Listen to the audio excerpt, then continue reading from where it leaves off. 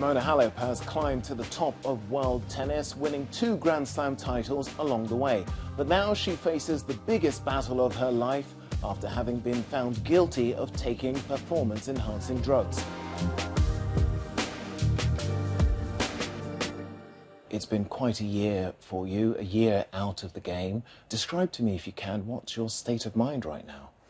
Well, it's been actually more than 1 year already, and every day it felt like very painful, very emotional, hurtful, because I know I didn't do anything wrong and I know I'm clean.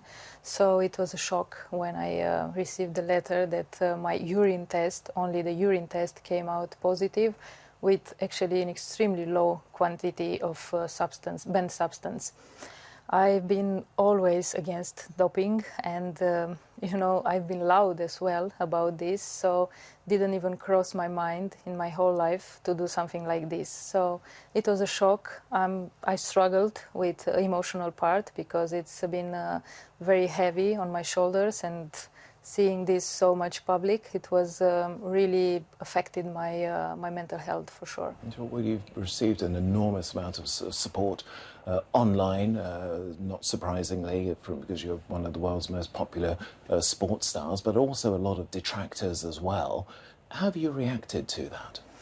Well, the support has been amazing. The fans who are supporting me unconditional, which means a lot, it means huge to see the people, even if I face the worst moment in my life as an athlete, I know I'm clean. I received tons of messages, good messages, and the biggest thing is that I never faced a person who tells me something negative. So all of them were positive, and this gave me the strength to keep fighting every day to clear my name and to show that I didn't do anything wrong.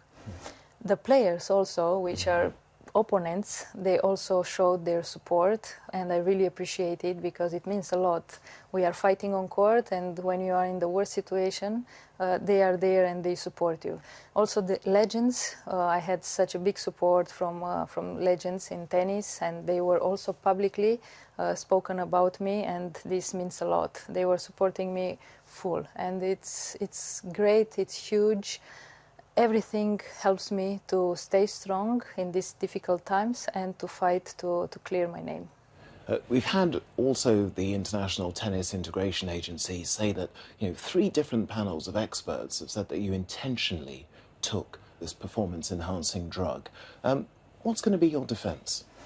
Well, yeah, they said that, but it's very clear that it was a contamination. 3 days before the positive urine test, I was negative blood and urine. So I've been told at the beginning that it's extremely low quantity of this substance, banned substance, and in those 3 days I could not have doped. It was not my intention, and never has been the intention to do something wrong or something disrespectful to this sport, because I have respected everything and I dedicated my life. My principles are not like this, so I didn't think to cheat in tennis.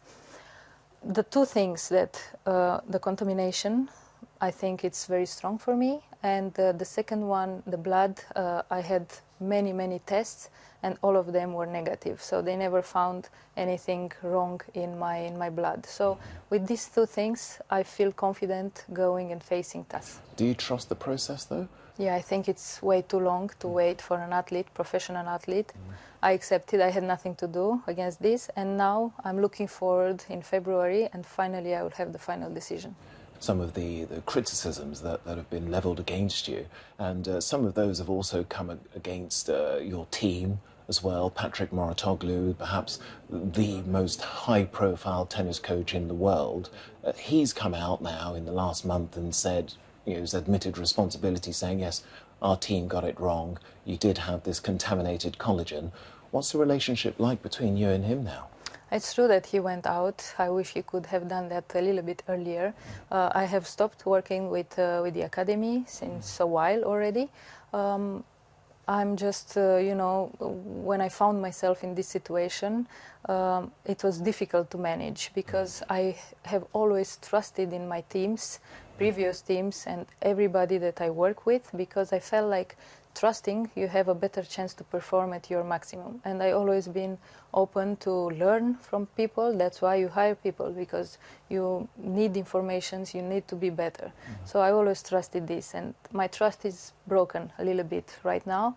And in the future, I don't know how it's going to be, if I can trust again, and probably I have to learn, because this is my principle in life. If you hire somebody and you work with that person, you have to trust. Sure. And when's the last time you two spoke?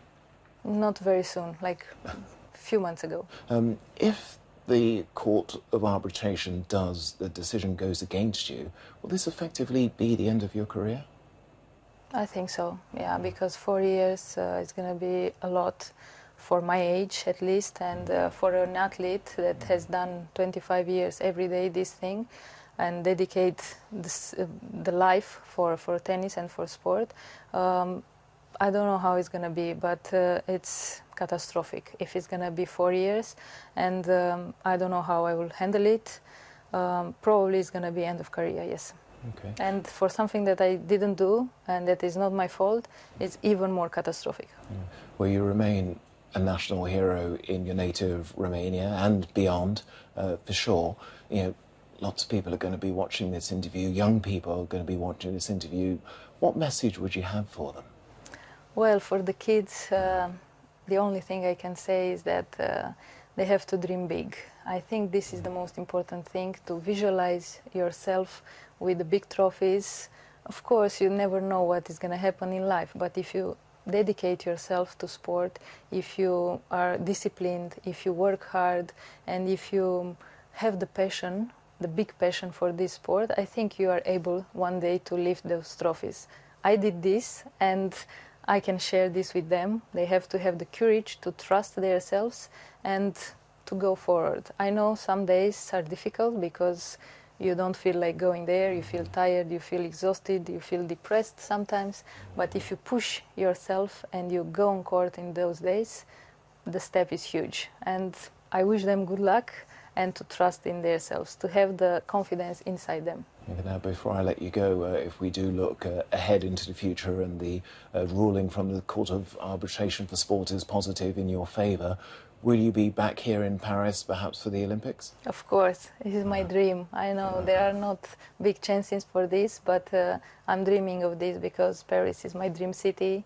I won Roland Garros here when I was junior, so everything started very early, and it will be amazing to be back on court.